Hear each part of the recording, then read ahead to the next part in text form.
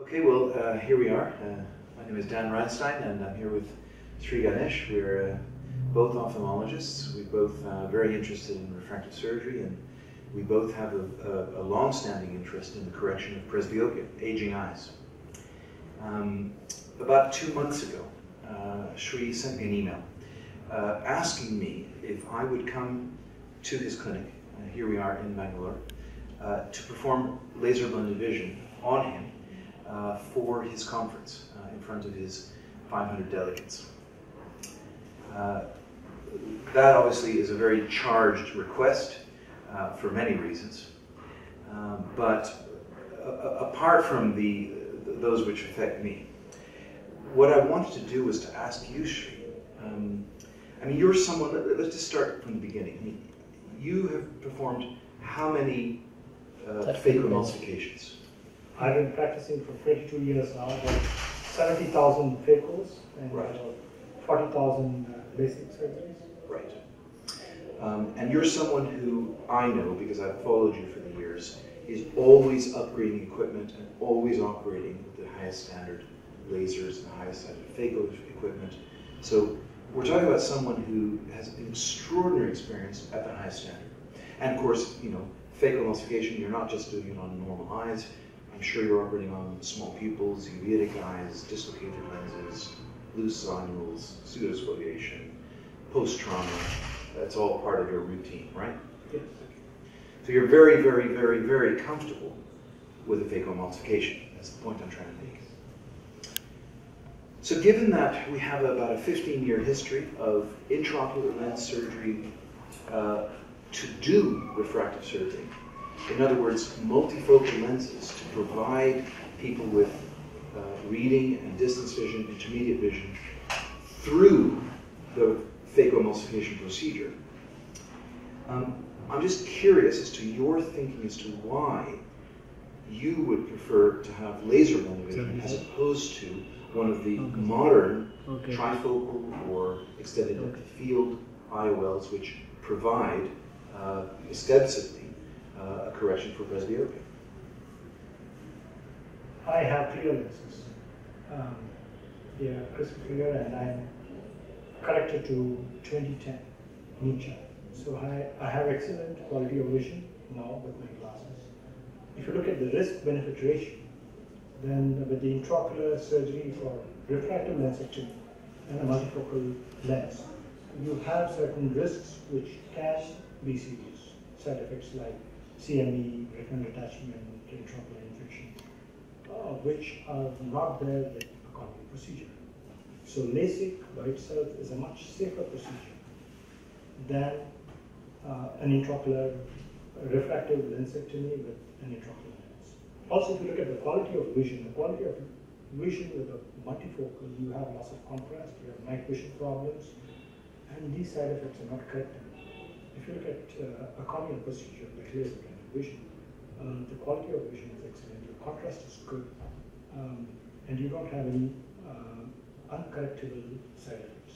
So even if the worst comes to worst, you may need an enhancement, it's adjustable, or you may require glasses for finer tasks, and I'm okay with that, as long as I maintain my 2010 vision, which I'm very confident that I will be able to do.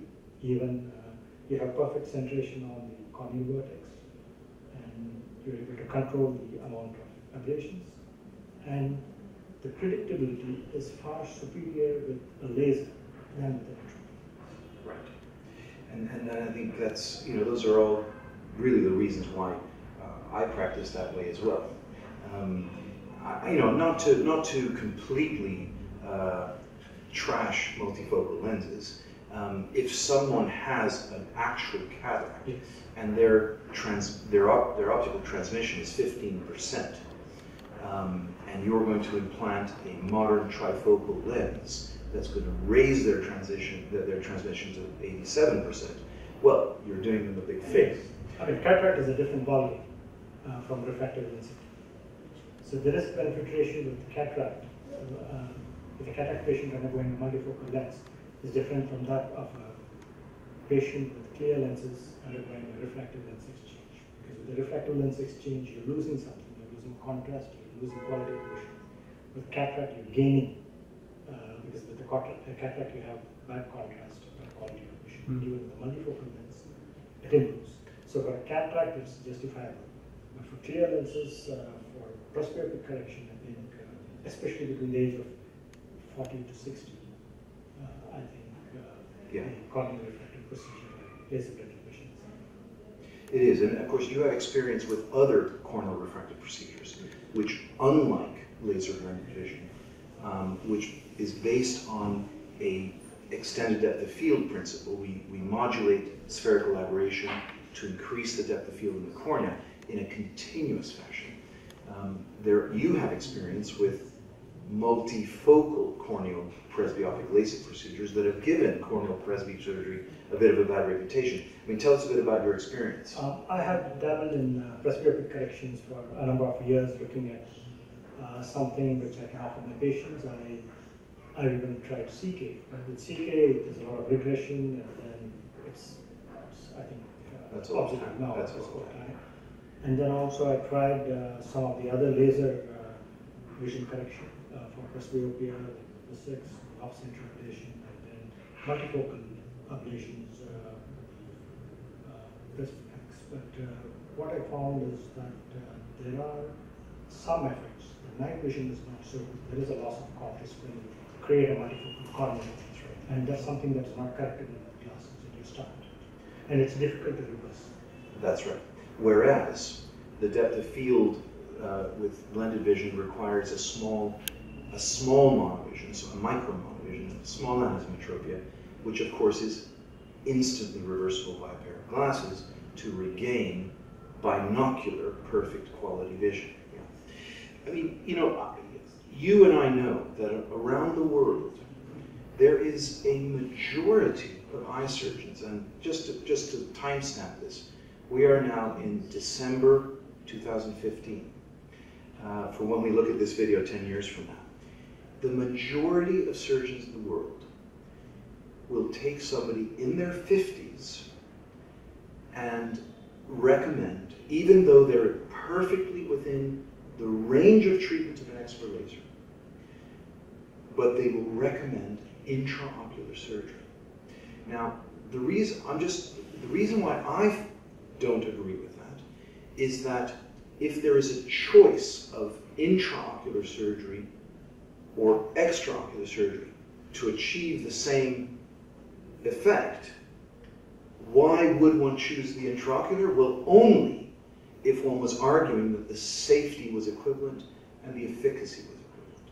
Do you think that, I mean, I don't agree with that argument. I mean, how do you reconcile the fact that you and I are in a minority compared to the rest of the ophthalmic community? There are various factors for this. One is the availability of the excimer laser and the special training required for refractive surgery. Most surgeons are very comfortable with cataract surgery, which they have learned in their residency, and they don't need any special equipment. So it's very easy for them to do a refractive lensectomy and put in a multifocal lens.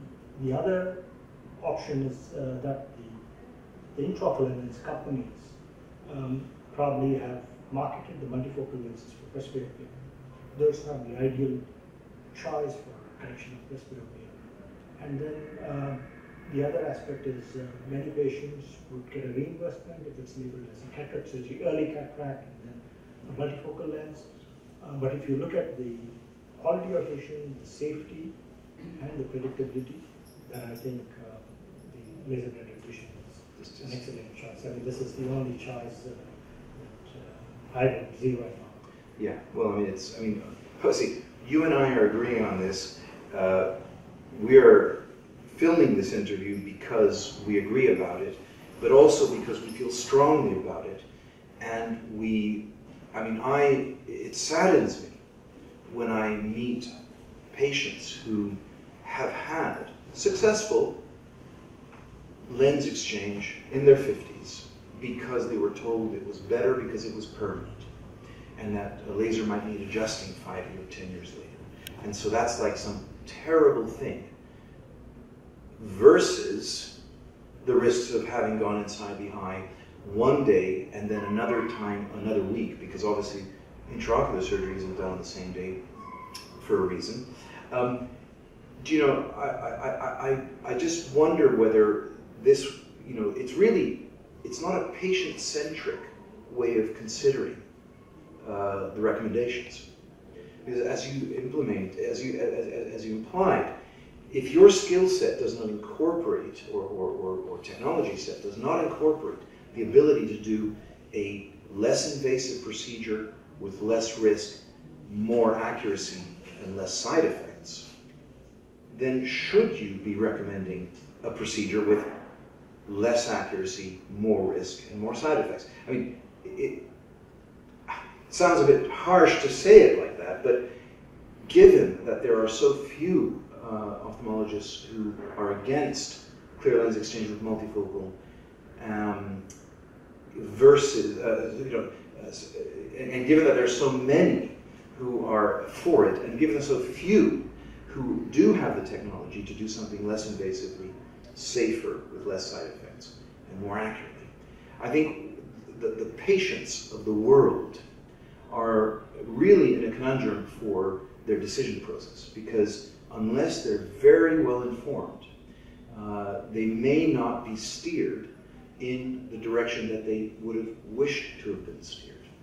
I have patients with multifocal lenses. I have patients whom I've tried other corneal procedures. But I think the best indicator for patient satisfaction is post-operative chair time. And I find that with laser-blended vision, it's just like the laser with SMILE. You have minimal chair time, the wall factor is there. Next day, the patients are happy. And they don't even come back for the follow-up because they're so happy. So this is something, whereas with some multifocal lenses, clear lens extraction or other procedures, you keep getting these patients back and you have to hold their hand for quite some time until they get adjusted to the vision. So this is something I've been seeing. I've been practicing laser-blended vision now for over a year. I've treated over 100 patients, and I've treated also my staff. And they're very happy with it. I've followed them up critically about quality of vision, night vision, and you've got some studies that you haven't published yet. Yes. We also looked at it critically. We're doing some studies on laser-blended vision, also the functional vision with the SRV, which is reading acuity, where how it demonstrates the Salzburg reading desk. Reading desk.